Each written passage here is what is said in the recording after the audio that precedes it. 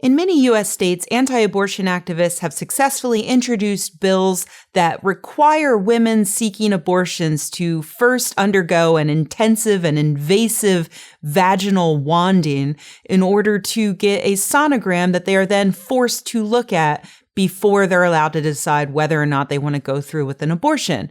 And according to the anti-abortion lobby, this is because women need all of the information they can get before they can make their decision. More information is always better.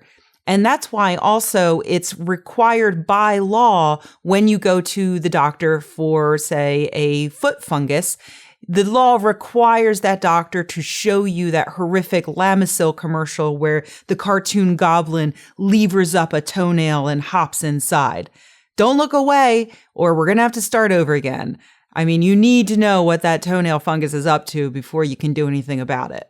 Because the anti-abortion lobby cares so much about giving women all the information they need to make a decision, they should be really happy that Assemblyman David Chiu from right here in San Francisco has introduced a measure that would require anti-abortion crisis pregnancy centers to inform their clients of the full array of free and low-cost options available to them from the state of California, including abortion. And the measure would also require these centers to admit when they don't have a licensed doctor on staff. Because women deserve to know all of the relevant facts about their health care, right? Why, I would be very surprised indeed if I were to find out that the 228 crisis pregnancy centers in California aren't already doing the things that that measure requires of them.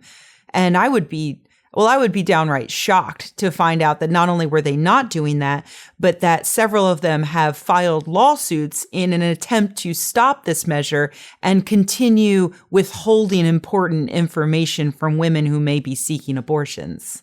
Oh, hold on. That's actually exactly what's happened. It's weird. I'm not actually shocked at all. So weird. I guess anti-abortion activists don't actually care about women having all of the information they need to make an informed decision.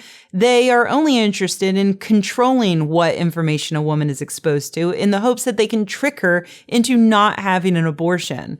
And by the way, the one trick that they're mostly using, the invasive ultrasound, doesn't actually work to convince women to not have abortions. A new study has come out showing that the vast majority of women who are forced to get these invasive ultrasounds end up continuing on and having an abortion.